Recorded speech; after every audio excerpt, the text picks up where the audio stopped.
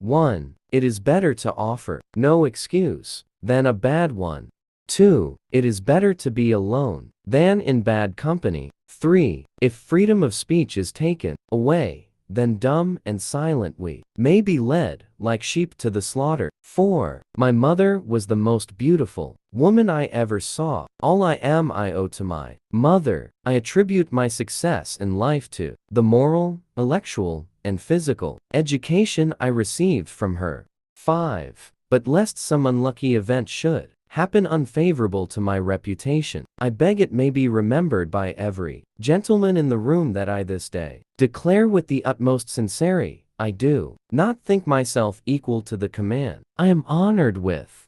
7. Be courteous to all, but intimate with few, and let those few be well tried before you. Give them your confidence. True friendship is a plant of slow growth, and must undergo and withstand the shocks of adversity before it is entitled to appellation. 8. A free people ought not only to be armed, but disciplined, to which end a uniform and well-digested plan is requisite, and their safety and interest require that they should promote such manufactories as tend to render them independent of others for essential. 9. In politics as in philosophy, tenets are few and simple, the leading one of which, and indeed that which embraces most others, is to be honest and just ourselves, and to exact it from others, meddling as little as possible in their affairs where our own are not involved. If this maxim was generally adopted, wars would cease and our swords would soon be converted into reap hooks and our harvests be more peaceful, abundant,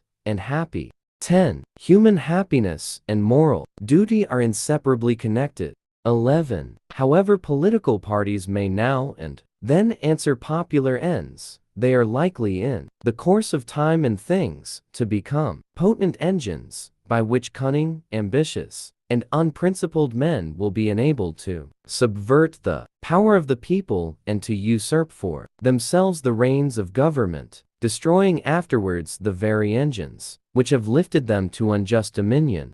12. 99 of failures come from people who make excuses. 13. I hope I shall possess firmness and virtue enough to maintain what I consider the most enviable of all titles, the character of an honest man. 14. There is nothing which can better deserve our patronage than the promotion of science and literature. Knowledge is in every country the surest basis of public happiness. 15. Guard against the impostures of pretended patriotism. 16. Labor to keep alive in your breast that little spark of celestial fire called conscience. 17. Perseverance and spirit have done wonders in all ages. 18. Associate yourself with men of good quality if you esteem your own reputation. 4. 'Tis better to be alone than in bad company. 19. Let us therefore animate and encourage each other and show the whole world that a freeman contending for liberty on his own ground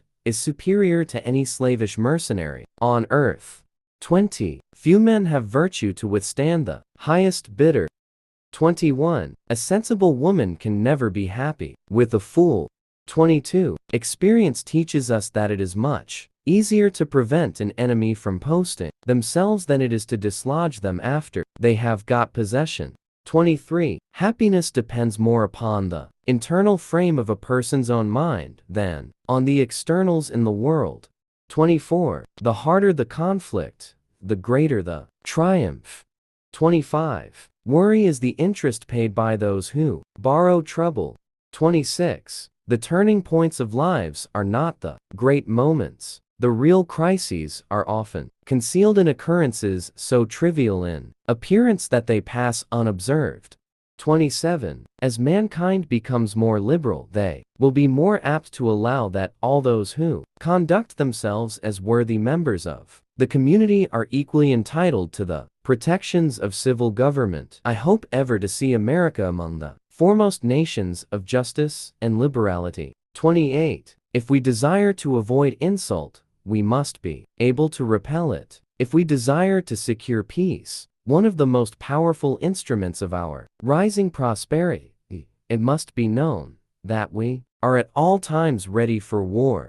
29. I conceive a knowledge of books is the basis upon which other knowledge is to be built.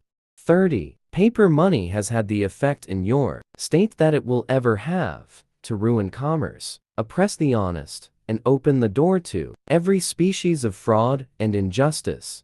31. To encourage literature and the arts is a duty which every good citizen owes to his country. 32. Where are our men of abilities? Why do they not come forth to save their country? 33. Be courteous to all, but intimate with few, and let those be well tried before you give them your confidence. 34. We must consult our means rather than our wishes.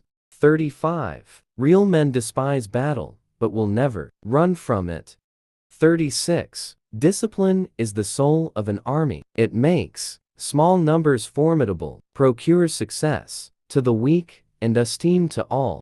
37. Citizens by birth or choice of a common country, that country has a right to concentrate your affections. The name of American, which belongs to you in your national capacity, must always exalt the just pride of patriotism more than any appellation derived from local discriminations. 38. To persevere in one's duty and be silent is the best answer to calumny.